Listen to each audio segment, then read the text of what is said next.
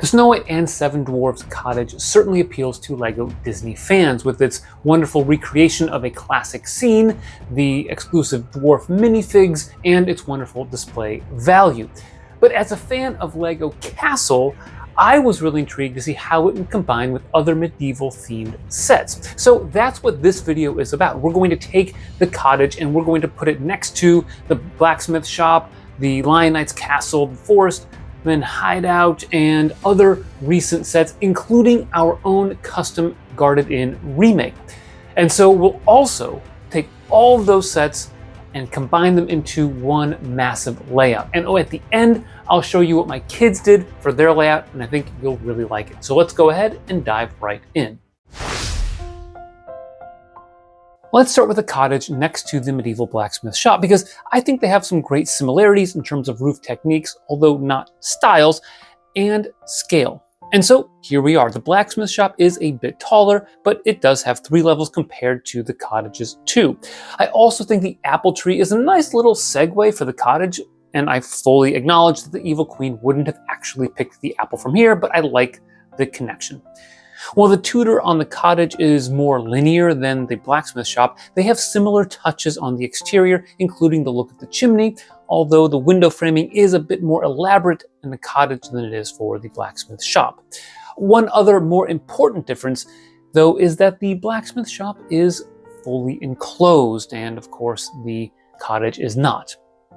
Our second direct comparison is with the Forest Hideout, which might just be the worst combination of this video, if I'm being honest with you. It's still good, and I would point out that this is really the fault of the Forest Hideout and the weird scale that LEGO tree forts tend to be, but that's that. They are both 2 levels, although the cottage has larger vertical space on each one. Another option might be to add some height to the Forest Hideout to make it more imposing, but I do think the tree branches do look good together. A dream cottage layout might just be a bunch of taller forest hideouts to provide that dark forest feel from the Snow White film. Next we have our custom Guarded In, which has a more castle-y look to it with the battlements along one side. However, it also, like the blacksmith shop, has 3 levels. Note the different Tudor styles, with the inn focusing on building it into the wall rather than relying on tiles placed along the exterior. There is a similarity with the chimneys, and both have an open back. If you're interested in building this creation, you can find the instructions on Rebrickable through the link in the description. Fourth, we have the Lion Knight's castle, which happens to be one of my favorite sets of all time. And I have to say, the scale difference here is a bit of an issue, just as it was when we compared the Lion Knight's castle to the medieval town square. While the Lion Knight's castle is just a much larger set overall, it has so many more rooms and components to it than the small cottage, which happens to be about half as tall as the castle. I do appreciate the slight connection in how the roofs are constructed, that while the cottage doesn't focus on using the claw piece exclusively or largely for the roofs, it does incorporate a couple of them into the mix. For the next comparison, I decided to go a bit retro, the medieval market village from 2010. We built this and compared it to the medieval town square, and I thought it might be worth adding to the mix here. And I'm glad that I did. The scales are similar, as evidenced by the common heights. Even the widths are pretty close together. While the medieval market village buildings have a bit more size or stature due to their flatter fronts, that makes sense given that they are commercial establishments and the cottage is only a residence. Stylistically, there aren't a ton of similarities. The window approaches are different, as are the Tudor techniques. The medieval market village is just a bit more rudimentary overall in terms of sophistication. As you can see, the roofs here are just traditional slopes stacked on top of one another. Still, I really do like how they fit together. Last, we have the doubled medieval town square that we built last month. I was most excited to see these side by side with the cottage, and I was not disappointed. Starting with the cheese factory on the left and the shield painter shop on the right, the scale and visual dynamics are fantastic. The heights of the shop and cottage work well together, and the tower just peaks above the top of the cottage's roof, which would still allow the lookout to spot any sort of incoming danger. The depth of each building is similar, and with the hinges for the medieval town square buildings, you can get a similar open back look to the layout. Despite utilizing different Tudor building techniques, I don't mind the variation, given that everything else lines up well. I will note that I prefer the roof of the shield painter shop to that of the cheese factory when placed next to the cottage, but I understand the appeal of variation and really don't have much of a problem with it. Replacing the shield painter shop and cheese factory with the tapestry and woodworking shops further validates the combination. Again, the claw-based roof for the tapestry shop is preferable to that of the woodworking shop when placed next to the cottage, but the scale and overall presentation is very nice here. And despite different window and Tudor techniques, I think these look great together. One final note, the tapestry shop uses a similar window on the side on the roof as the cottage, which is a nice similarity. The final building in the double medieval town square is the inn, which I placed to the right of the cottage in this comparison. At 3 levels, the inn is only slightly taller than the cottage. Perhaps the peak of the cottage roof is a bit high compared to these sets, but not terribly so. I only really noticed it when looking at it next to the inn.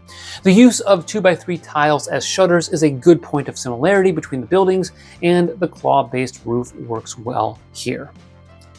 I did add in our enlarged tree from the medieval town square so that you could see it next to the cottage's birch tree, and I think they look okay together, especially since their scales are similar, unlike what we see with the Forest Hideout. Now, before we dive into our medieval village layouts, I did place my 2 favorite medieval town square buildings next to the cottage, and I gotta say, they look really good together. The cottage may be a bit big in terms of scale, but not much, and certainly not to the degree that you can't place them in the same layout or think that they look awkward next to one another. I decided to put together my layout first, tucking the Lion Knight's castle into the corner, since it wouldn't be a main feature of a town. Ideally, I would raise it up a bit and maybe modify the front, but that would be an investment in pieces I'm really not looking to make just yet. I placed the Forest Hideout nearby along with a Wolfpack hideout that we made from leftover medieval town square pieces. The Wolfpack here are clearly plotting their next adventure, while the Forestmen are happily enjoying the summer day. Moving into town, we have the tree and cheese stand featured in the middle with a procession of Black Falcon Knights entering on the way to the Lion Knight's castle. Also in the middle of town, there's a father and son enjoying some training time together. Working our way through the bottom part of town, there's the inn and tapestry shops adjacent to the blacksmith shop. To the left of that is the woodworking shop, followed by the cheese factory. The cottage is in the upper left corner with the shield painter shop and its towers looking out across the southern plains. I must say there is something cool about the Black Falcons marching in front of the cottage. I think it transforms it a bit more into a medieval style set. Closing out my village is our custom guarded inn, which demonstrates that we have a good competitive market for lodging in our community, and we also see a vendor walking his cow out of town, followed by his lamb. Enjoy these close-up images showing some of the characters and storytelling I put together as vendors stand outside working on their wares and enjoying what must be a beautiful day. I next decided to hand the keys to the village to my kids, who then absconded with all of my large green base plates and reorganized almost everything. They kept the Lion Knight's castle in its corner position, but moved the Wolfpack lair up to the top of a raised base plate. Finding the Wolfpack Renegade's cart, they then added that to the mix, and I like what they did there. They filled up the center of town much better than I did, incorporating the stands, trees, and animals from the medieval market village, which adds so much more life to the entire scene. Another key addition to the layout was the medieval market village itself, sandwiching the tavern between the medieval town square inn. Moving further left, they inserted a cart before you get to the blacksmith shop, then placed the tapestry shop just south of the cottage. From there, you have the cheese factory, woodworking shop, blacksmith from the medieval market village, and then our custom guarded inn.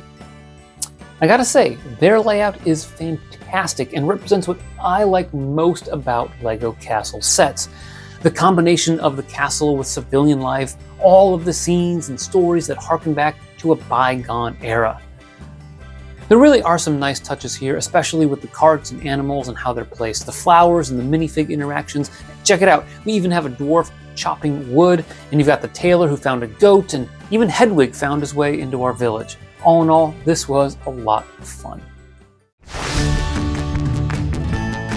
Now, I don't know if you have many or any of these sets, but if you do, channel your inner kid, or maybe even borrow your own kids and spend some time creating a layout. I think it's a lot of fun. Just like we did with ours, we had a ton of fun, and I'm glad that we were able to do this and see how things would turn out and use our imaginations for a little bit. I hope this video showed you a little bit of a glimpse into how the cottage looks next to other recent medieval sets, and that you learned something by watching the video. Thanks for watching, and always remember to keep building together.